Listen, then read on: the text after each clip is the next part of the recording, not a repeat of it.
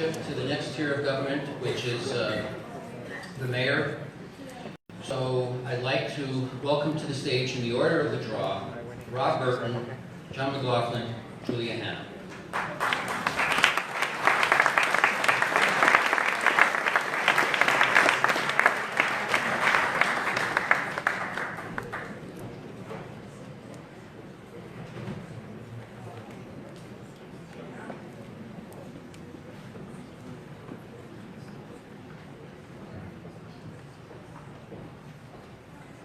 So by the draw, Rob, you will go first for your opening statement.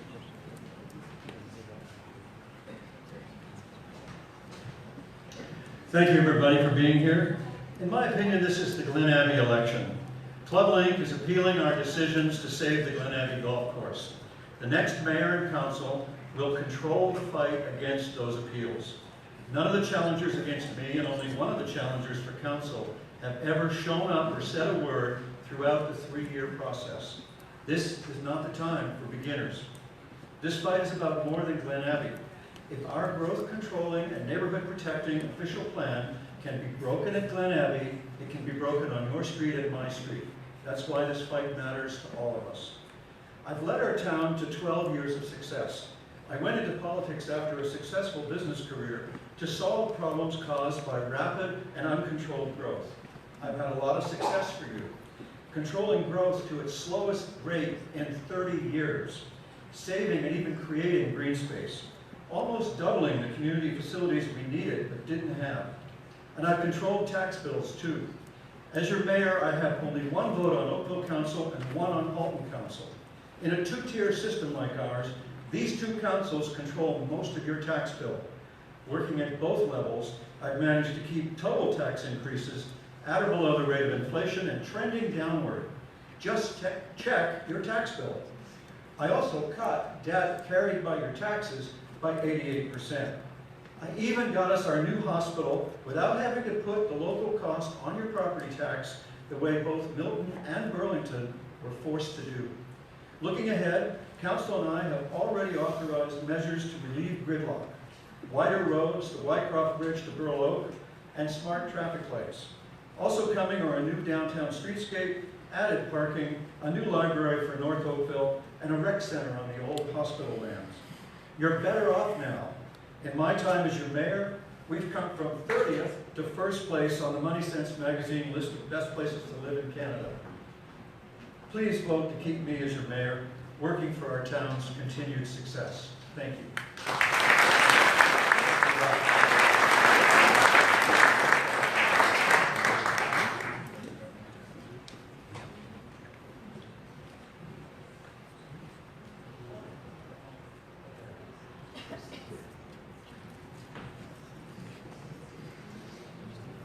John? Hello everyone, thanks for turning out. I'm going to throw my speech away after hearing Mr. Burton give his speech of everything is terrific and all of these wonderful accomplishments. I'm not so sure that's true. By the way, the mayor said that the fight in this election, or this election, is about Glen Abbey. No, it's not. He can't save Glen Abbey. He can't save anything. The matter's in front of the courts. That's just pandering for votes. Did he save Sawwet? Remember how he saved Sawwet Golf Course? 2014? I remember that well, and so do you. It's now under the steam shovel. They sold it out in a secret backroom deal. You don't need backroom deals. You need transparency. You need governance. You need honesty, straight answers. That's what you need. And I think Julia and myself are the only candidates that can actually deliver on that. I think Mr. Burton said as well that he lowered tax-supported debt. You take his card and turn it upside down, that's where the numbers are going. Debt is soaring. I calculate it's $366 million. It's hidden on the Halton balance sheet, Oakville Hydro balance sheet, the town balance sheet. He mentioned the hospital. The hospital is going to cost $174 million. They borrowed $90 million, which has to be repaid by not you, but your kids. $90 million, 30 years at 3.15% interest, not amortizing. Your kids will pay for it. That's not even on the balance sheet. It's not even in the debt. Spending is $450 million a year. It's $1.23 million a day. That's not good governance. That's not delivering on anything. My kids can't buy a house here. Raise your hands. How many people here can their kids afford to buy a house here? Today. Let me see those hands. Okay, 5.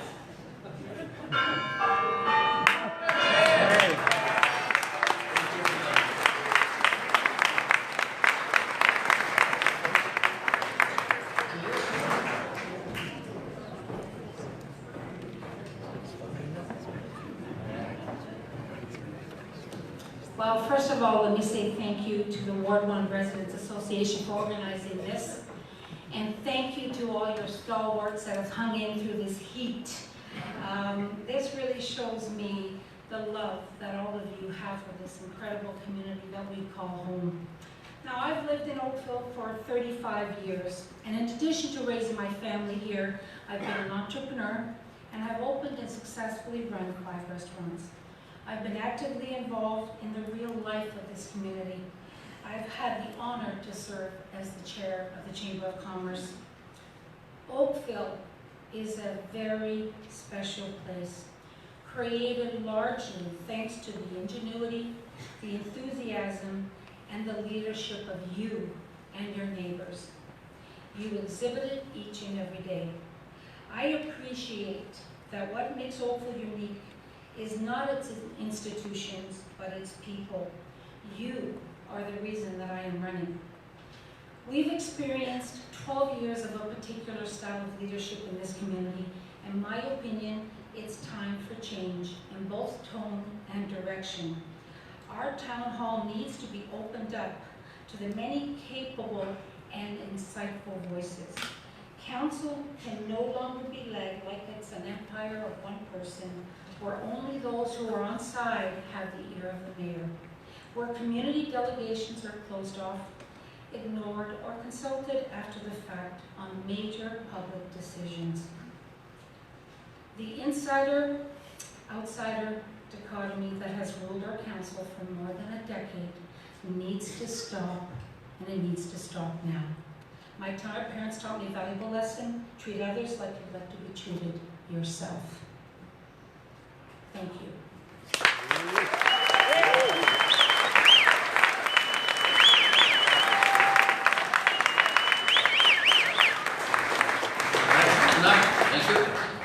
Question number 1. Ontario, and indeed Oakville, has experienced a number of significant weather events of high winds and rain, leading to flooding, property damage, and loss of power. The town of Oakville has acknowledged that flooding is an issue, particularly for areas south of the QEW. So the 2 questions are, how do you propose to address outdated infrastructure that is not equipped to mitigate the effects of extreme weather events? And 2, do you support a town-wide climate change strategy which includes green infrastructure and targets to reduce emissions? And this question goes to John first. I'll try. Thank you. How long do I have to answer that? 2 minutes. I'm going to unpack that question. The first part of that question, the premise, flooding is a concern. In fact, I've raised this alarm for a long time. Most of the flooding risk doesn't just come from Hurricane Hazel events and weather. It comes from the mayor approving and gobbling up every square inch of green space because of the reckless overspending that has gone on for 12 years. He needs every development charge and tax dollar. That's why you see 10, 12-story buildings. That's why there's no green space left. There'll be no Glen Abbey left with you out there. That makes a flooding risk because all the new driveways, do you want the truth or do you want spin?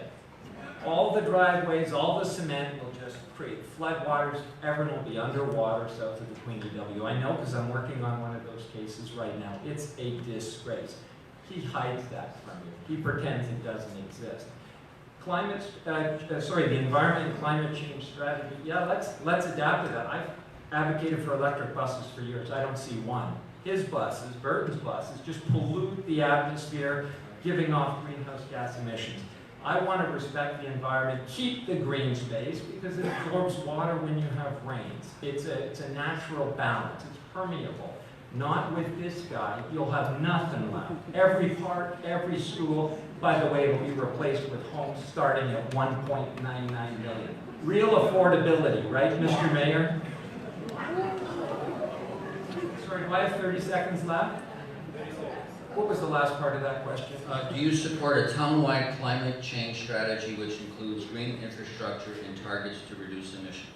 Yes, I think that's subsumed in my answer. Target by reducing pollution, and I'm attracting cleaner jobs here as well. That's another facet of what I want to do. Clean jobs, clean the environment, and protect the people and look after their best interests. What else is the mayor supposed to do? Not look after your own interests.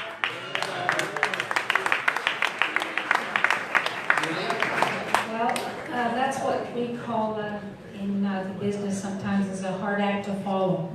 So,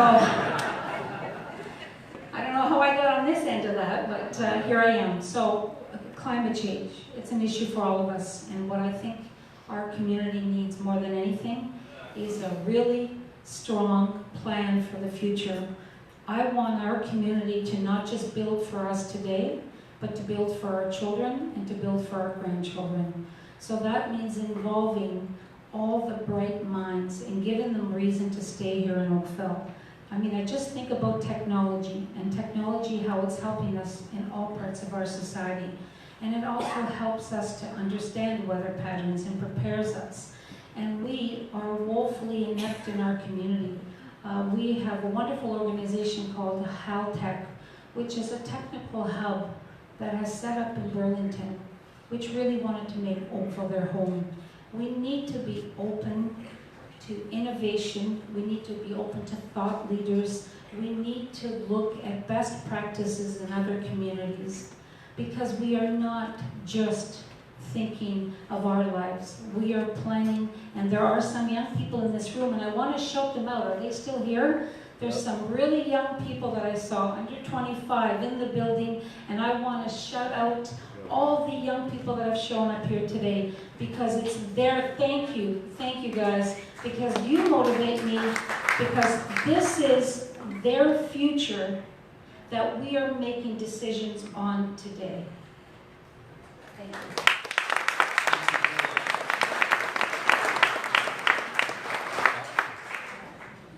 Thank you for the... Hello. Thank you for the question. One of the very first things that's going to come before the new council is a staff report on flood control south of the QEW and in a couple of pockets of Old Oakville that actually predate, that are actually above the old lower middle road, now the QEW.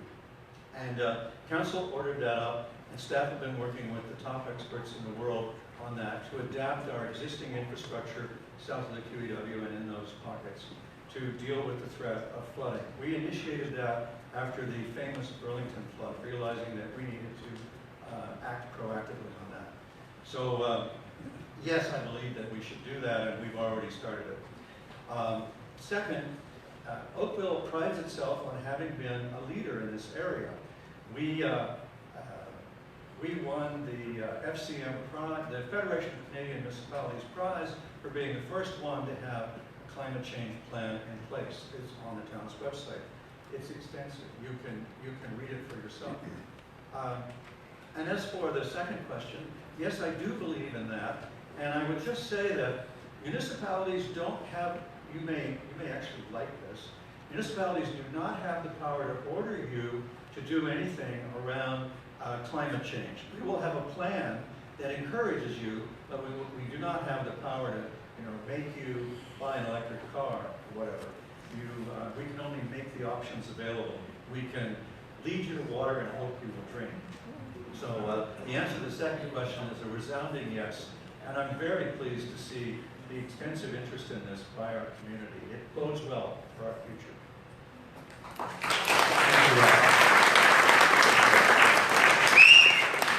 Question number 2. There's a long-standing vacant parcel of land at the intersection of Bronte Road and Marine Drive known as the Greblands. This is a two-part question. Do you support the purchase and repurposing of this land for public use and increase public access to the harbor for all demographics of Ward 1? And 2, how would you improve the vitality of Bronte? And this question goes first to Julie. Thank you. That's a great question. I absolutely approve of the purchase of the Greb lands. I know that it's in the hand of new owners right now, but that's the conduit that connects Bronte. And there has been numerous approaches to what could happen with that little piece of property. And one of that, it would be a way station where people can bring their boats in for a day and come and visit Bronte. Another would be just to connect so that you can walk that complete harbor. The fact that when I think of not purchasing the Greb lands and not being a good idea to purchase the Greb land, it makes me think about, we purchased a post office in downtown Oakville in 2011 for $11 million, and it was supposed to be a parking lot to address the parking issues in downtown Oakville, and we overbid for that property. And we're disputing whether or not we should purchase the Greb lands. It makes no sense. And what will we do for Bonnie? We need economic development. We need people working in Bronte, and we need people living in Bronte, and we need visitors to Bronte. We do not have a comprehensive tourist strategy, and they are the feet on the ground that go into the restaurants, go into the shops. It would be lovely if we could sustain all these vital community cores like Kerr Street, like Bronte, like downtown Oakville, by just the residents alone. The reality is we can't. We need visitors to support our businesses, and I would support, take the handcuffs off of economic development. Thank you.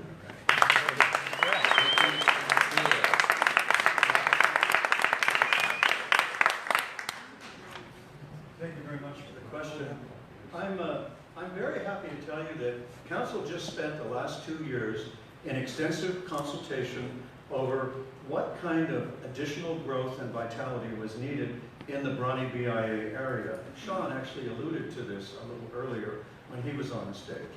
And as a result of those public consultations and the pull and tug between people who want more traffic in the store sense, more customers, more people downtown, and those who don't want more congestion, Council came to a position that was then incorporated into an official plan amendment for the town's official plan, which was passed unanimously and has survived the appeal period and now is in full force and effect. So the permissions are in place for the kind of growth that people are asking for and that Council weighed very carefully during that consultation. So there's a vitality question of Bronte that's been active. Sean, I thought, spoke very well when he said, if you compare where it's come from to where it is today, now we have a tension in the air between there's too much traffic and there's not enough vitality there. Well, they go together, and store owners that are friends of mine call customers traffic. And so we have to figure out what we want, and Council gave you what you asked for, and listening to all sides in terms of what the potential is for Bronte. As for the Greb lands, I support purchasing them, but only for what they're assessed for. And people have been trying to hold you, the taxpayer, up for an outrageous amount of money that it's not worth. So we have to be disciplined. I can't keep delivering slowly trending down tax increases, always at or below inflation and trending down. I've forgotten everything in sight. Thank you. Thank you.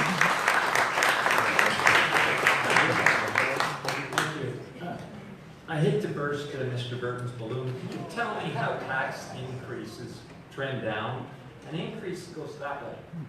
So you've been increasing everybody's taxes, 60%. I didn't finish this before, but Julie is right about this. You've increased taxes. You've made Oakville unaffordable and uneconomic. In terms of, by the way, there's no money left to buy anything. They've overspent. Like I said, I've uncovered $266 million in debt. There's no room left. In 2010, the mayor said, We've got a virtually unlimited, I think I'm imitating them pretty well too, an unlimited capacity to borrow. And he went like this, and he said 500 million. Well, he's getting close. There's no money left to buy things. The businesses and residents I live in Bronte have said to me, this guy is the biggest impediment to vitality in Bronte. Our taxes are too high. My neighbors pay 10,000, 15,000. Businesses pay too much. Why don't we have 24/7 free parking in Oakville? Why do we need to have quarters to deter, as Julia rightly says, deter tourists, deter customers and businesses? The town spends millions administering these quarters. You know where they make their money on parking? Who wants to guess? It's a pop quiz. Tickets. Tickets! Yes, I you're get right. them. Tickets! I get them. $20, $100. That's where they make all their money. What kind of dinosaur thinking is this? Why don't we have secure internet voting too while we're at it? I get asked by the young people all the time. He doesn't want it because he'd be thrown out of office in about 2 seconds when the voters came out. That's the truth. That's what you need to make. That's what you need to make Bronte vital and Oakville vital. You need a plan, you need a proper leader, and you need someone who's transparent and accountable. That's the solution.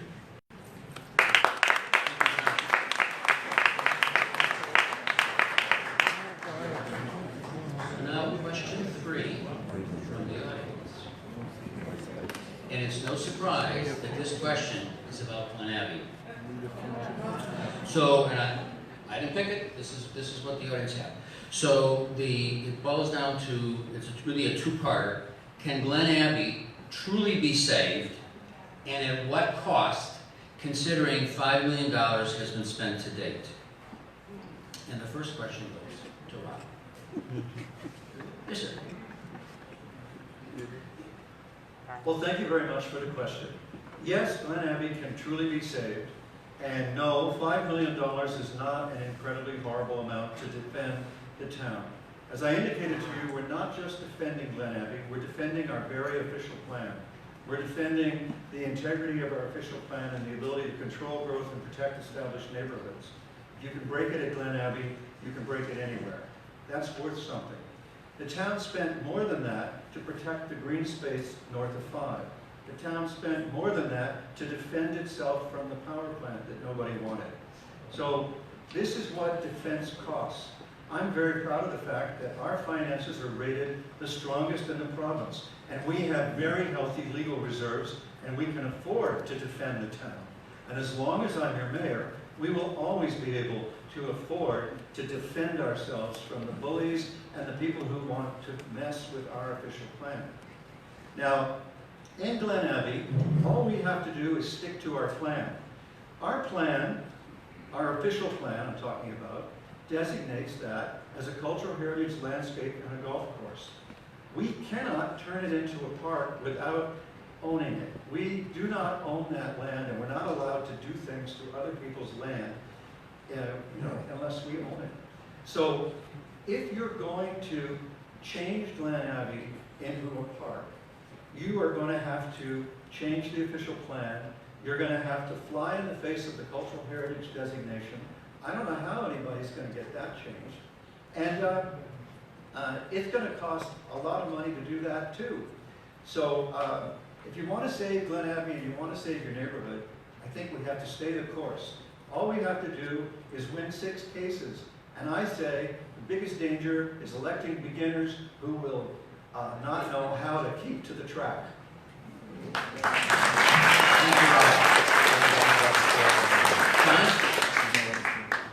I must be the beginner, you too, Julia, but the only bully I see is sitting on my right. And quite frankly, yes,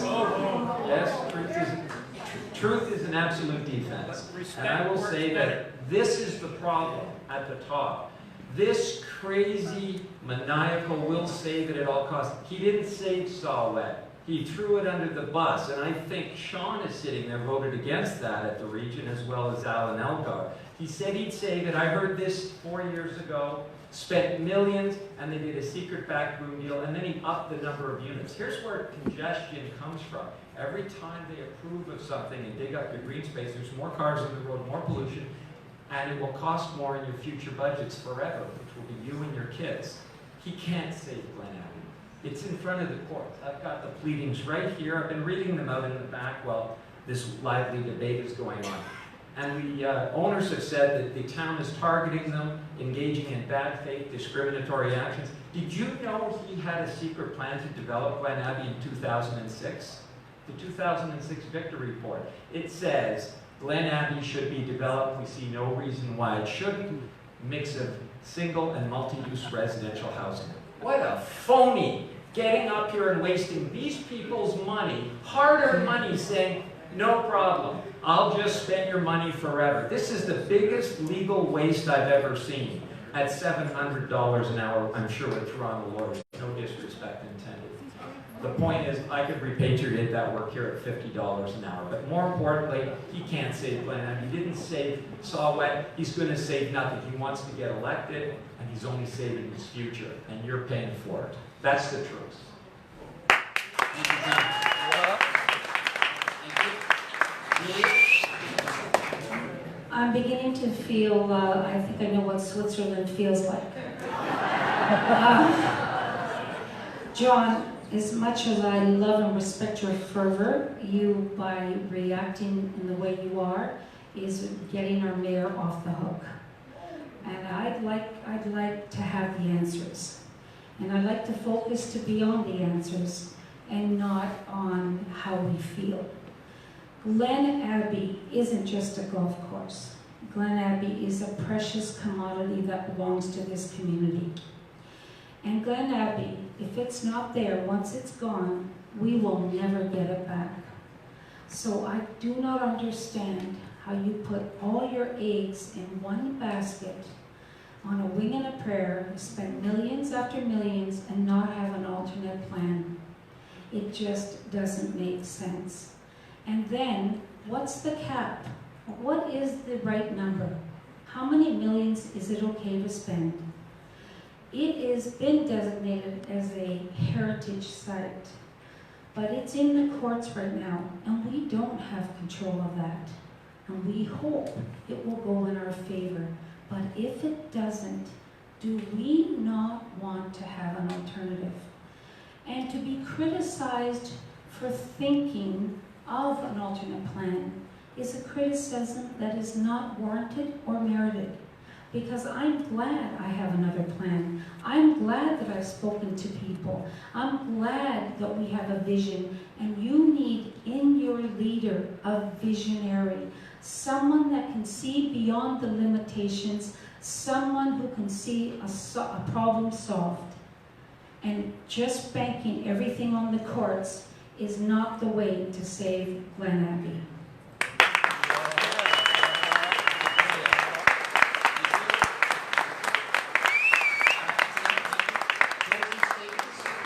Closing statements, and we'll start with John first.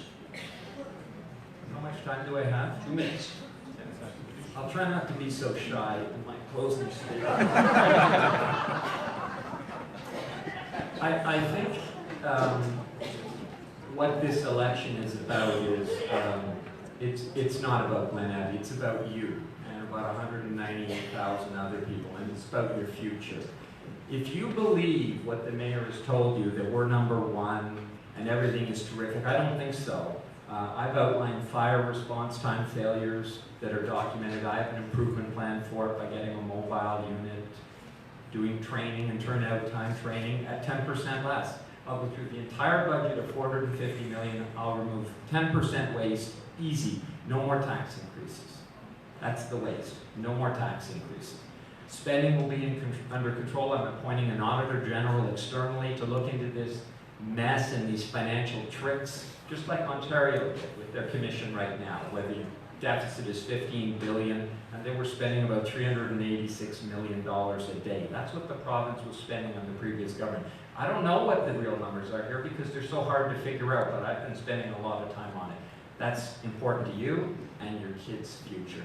Electric buses, as I said, secure internet voting, all kinds of programs. We'll remove congestion. We'll deal with congestion and pollution by simply making, and there's not one charging station. The mayor said it's your prerogative to take an electric car. There's one at Oakville Hydro. I'm going to have a whole raft of superchargers throughout the town. You're going to have a future. turn him out at the ballot box. That's the best thing you can do to secure your future. Julie and I are not going to lie to you. We're not going to make up fake numbers that go in the wrong direction. You're going to get the real deal. You're voting for your own future. Make an informed ballot box choice.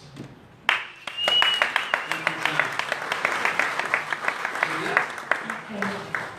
Well, we are, as I said earlier, we know we're blessed to live in this community. And we were rated as the #1 community to live in by a very prestigious magazine. But we do have issues. And by ignoring them, they won't go away. We still have 1 in 8 children live in poverty in Oakville, the highest rate in all of Halton. We still have seniors that are raised their families, love their community, and are forced to leave because they can't afford to live here. We have a downtown Oakville that was the pride of our community, that delegations would come, because I know I've had a business there for 35 years, delegations would come to see what was our magic. And it is a ghost of what it once was. We have a building on our harbor right over there, just in our neighborhood here, that is going to be empty in 2018 in December, and we have no plan. We have our citizens, our members of this community driving to Mississauga to Snug Harbor, driving to Spencer and Burlington, when we have been dying to have a place on the water where we can be with our families and have a bite to eat, because this community is built on the water. And there is no tender, there is consultant reports that we're still awaiting. And we need to be visionaries. We need to be thinking down the road. We should not be waiting till downtown Oakville was in crisis to try to help. We should not be sitting with an empty building on the water. We should not be denying that we have social issues, because if you don't address them, they will grow and impact on all our lives. So ladies and gentlemen, I appreciate your time. I appreciate you listening to me. And most of all, I appreciate the fact that you care.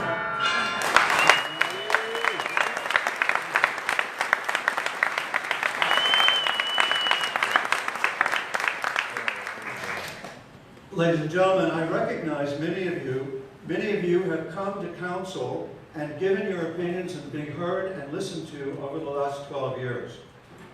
The 2 people who've never shown up in the last 12 years to speak to council and bring these issues forward are my friends here who are choosing to run for challengers. Now, I can tell you that for the last 12 years, the things you elected me to do have been done. I ran on a promise to control growth. Done.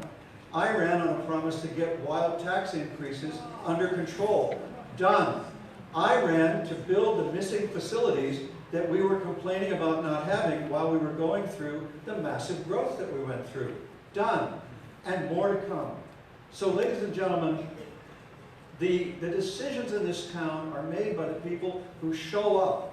The decisions in this town are made by the people who delegate to council and persuade council to take action. And many of you know that because I've seen you there, and council has listened to you. Council, I imagine, might have listened to these people had they ever shown up.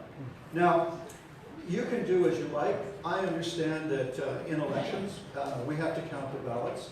But I hope that you'll trust me with continued leadership of the town, because I am a man who has delivered on what he said he would do. And if you can't trust that, I don't know what else it takes. Thank you very much for being here. I really appreciate your interest, and I hope for a very good result. Thank you.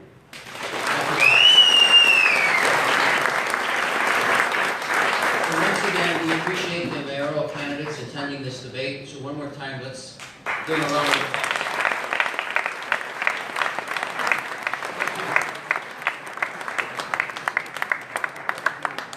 Our next